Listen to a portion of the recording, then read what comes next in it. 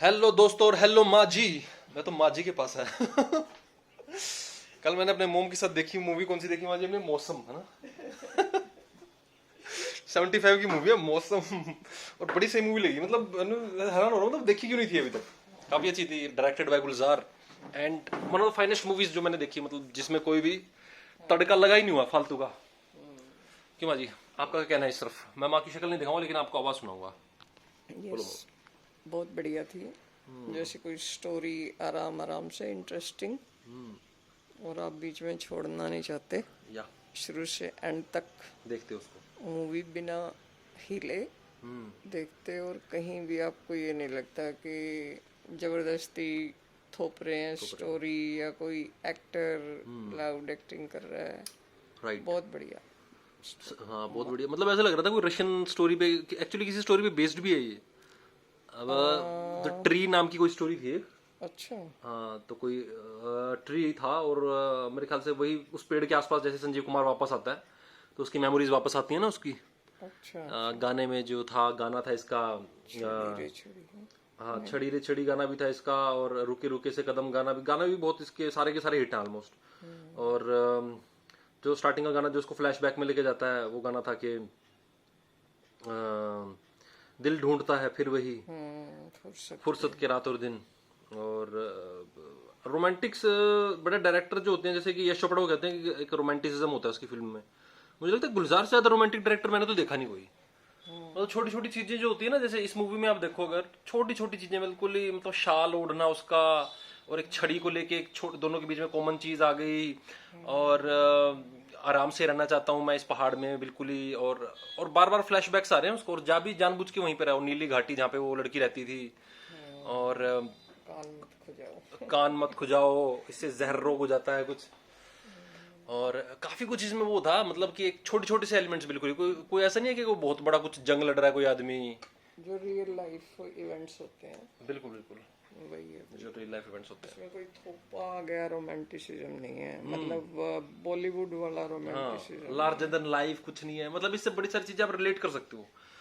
इस टाइप की मूवी है। जैसे लाइफ चलती है ना आराम से, ऐसे चलती है स्टोरी। और संजीव कुमार की एक्टिंग का तो क्या ही कहें, मतलब आपको लगता ही नहीं ये आदमी कभी एक्टिंग कर रहा है, ऐसा लगता है कि बस कैमरा ऑन कर दिया और ये आदमी बस अपना जिंदगी जी रहा है या किसी से बात कर रहा है।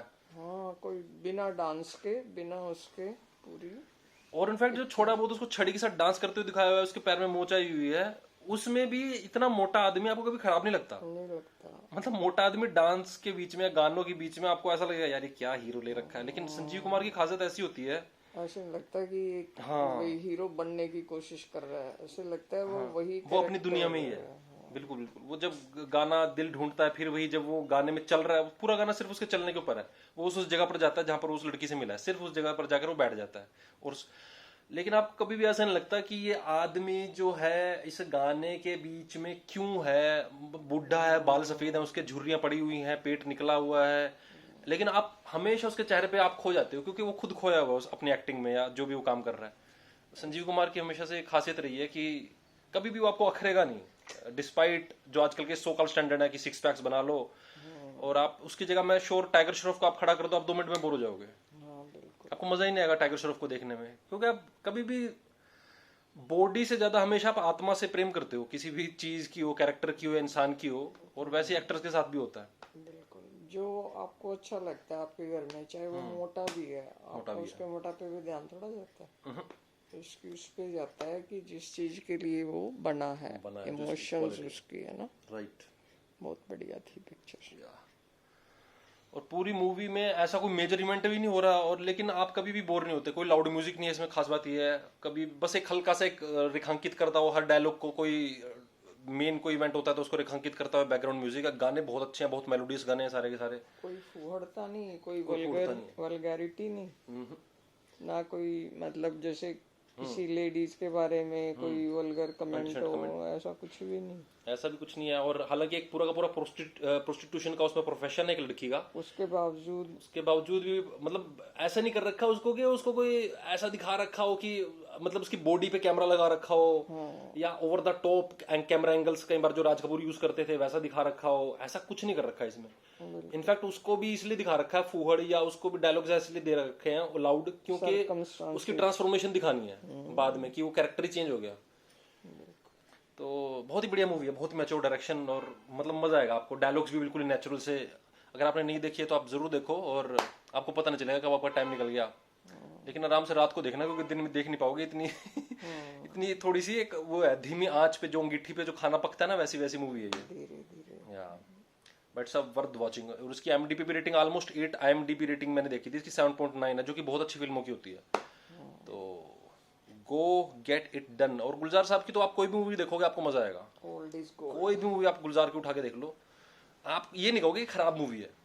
हो सकता है थोड़ी स्लो, या हो सकता है आपकी टेस्ट की ना हो, लेकिन आपको देखने में मजा आएगा, क्योंकि डिफरेंट स्टोरी मिलेगी। और गुलजार साहब की खासियत होती है कि काम ही अपने स्टाइल का करते हैं, वो अपने ही स्टाइल का काम करता है। कभी बॉलीवुड का कोई स्टैंडर्ड उस आदमी ने कभी पकड़ा ही नहीं, जो उसको ठीक लगता है वैसा ही गीत लिखता है, वैसे ही मूवी बनाता है वो। कुछ चीजों का टेस्ट सबके लिए होता है, ये मूवी सबको ही अच्छी लगेगी। Yes, go get it done guys. देखो, और देख के यार लाइक और सब्सक्राइब कर डालो यार, नया नया चैनल है, जल्दी सब्सक्राइब करो तो जल्दी बढ़ेगा। और तुम्हें और रिकमेंडेशंस दूंगा ऐसी खतरनाक खतरनाक, जिसको देखकर तुम्हारा मन प्रफुल्लित हो जाएगा और तुम्हें कुछ सीखने को मिलेगा। बेसिकली फालतू की नहीं, कोई हीरो नंबर 1 देख ली, कुली नंबर 1 देख लो, वो भी मसाले के लिए, लेकिन कुछ मतलब अंदर से थोड़ी सी गहराई है, कुछ ऐसा रिकमेंडेशंस ज्यादा मिलेंगे तुम्हें। सो लाइक, सब्सक्राइब और कमेंट जरूर करो यार।